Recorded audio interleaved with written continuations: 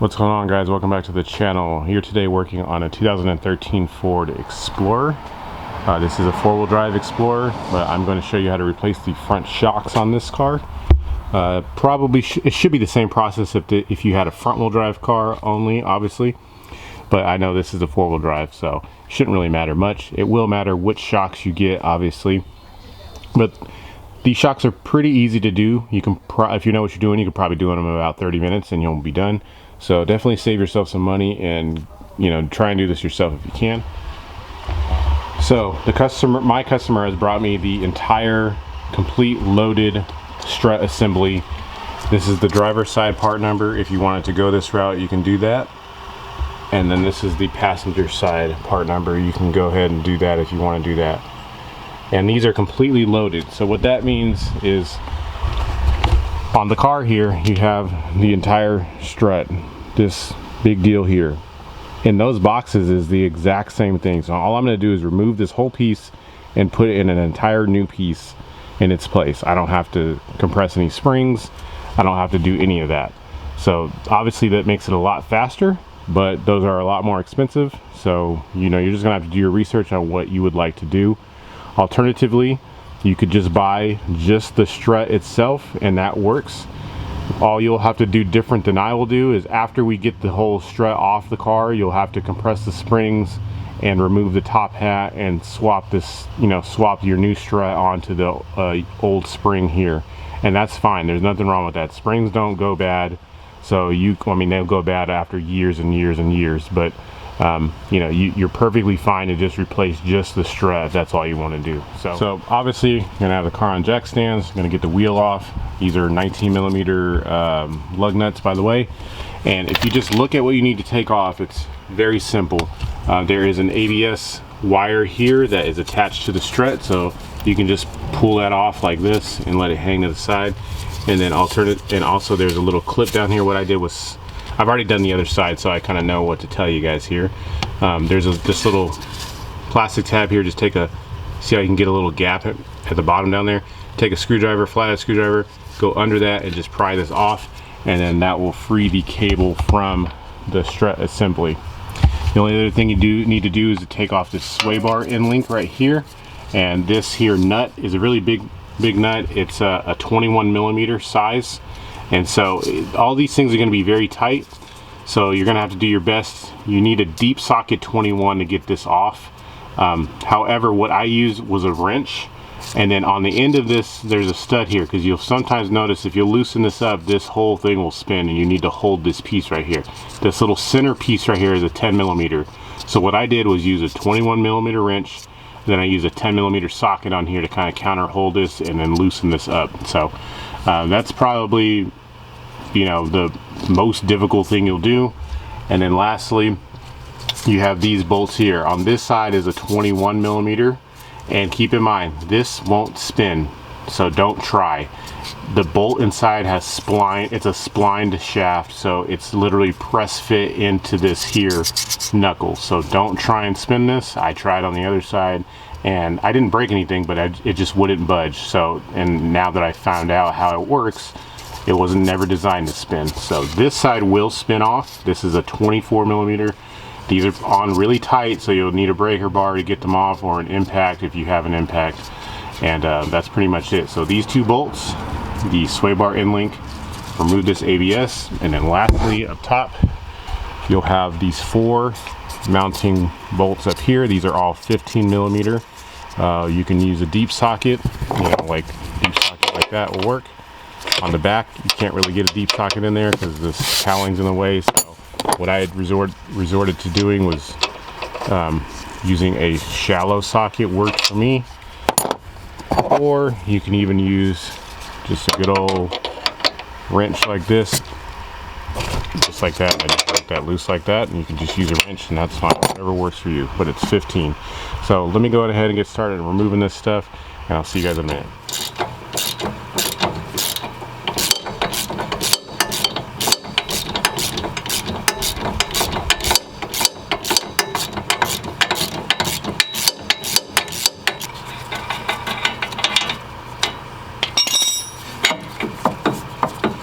after you got that loose, you could just leave it like that. You're not going to be able to get it out right away until you start loosening up the shock itself, and then you'll be able to get that out easily.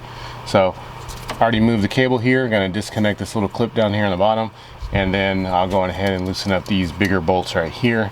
And after I do that, I'm going to go ahead and go up to the top and loosen the 15mm bolts up there.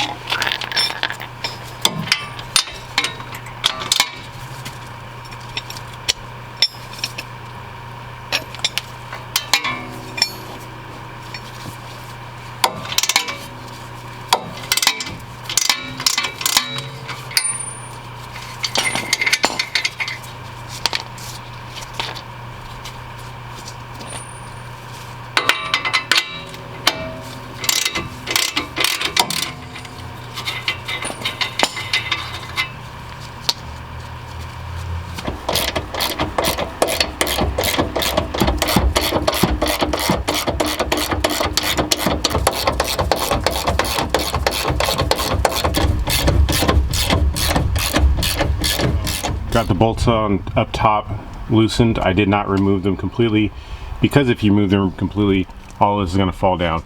So if you have an extra helper handy, then now would be the time to have someone hold this while you loosen up the bolts on top. But before you do any of that, you need to get these two bolts out. Like I said, they are splined or pressed in here, and what I do is just take a hammer. And I mean, there's probably a special tool for this, but all I did was take a hammer and just hit the end of each of these, just hit them out, and then the bolts will come out very easily.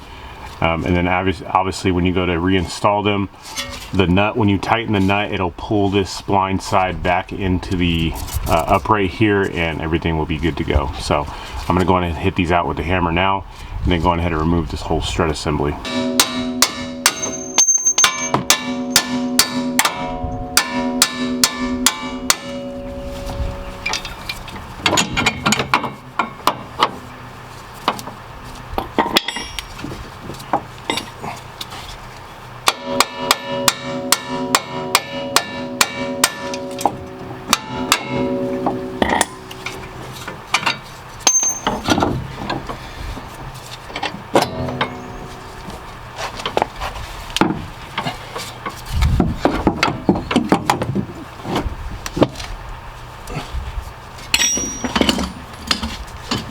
Alright, I got the strut out. As you can tell, or I told you earlier, this customer opted to buy the entirely new assembly, so all I'm going to do is take that, put it right back into the position it was in, tighten up all the bolts that we took off earlier, and voila, it's all done.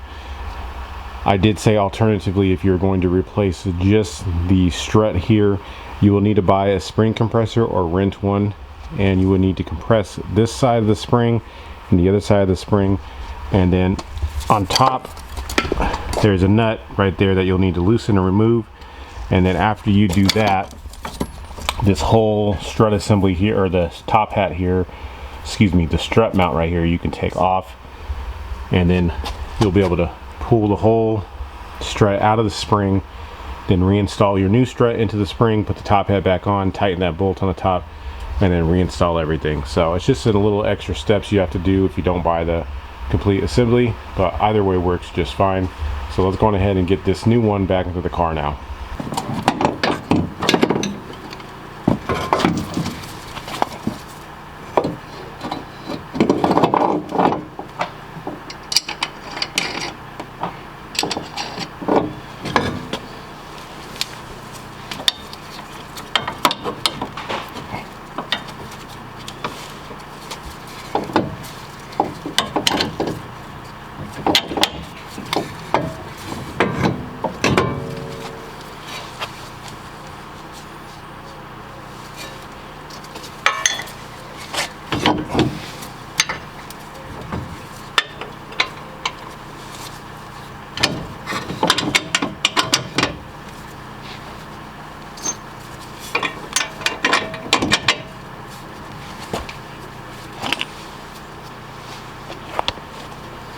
Oh, got both these bolts tightened back up. Got the ABS wire back on, tighten up the sway bar end link, and I tighten up the 4 bolts up top. So this is all on and installed and good to go. So like I said, this job is very easy. You can literally knock this out in 20-30 minutes tops if you know what you're doing. If it's your first time, probably take you about 40 minutes, I would think, maybe 45 minutes. Probably the hardest part is loosening up the big bolts. You know, obviously I could just use my power tools, but if you're having a hard time, go on ahead and just use a large breaker bar like this, and even get an extension to help you out even more, because science works. So yeah, if you guys have any comments or questions, leave them in the comment section below. If it's your first time to the channel, I appreciate you stopping by, and don't forget to hit the subscribe button on your way out. We'll see you guys on the next video.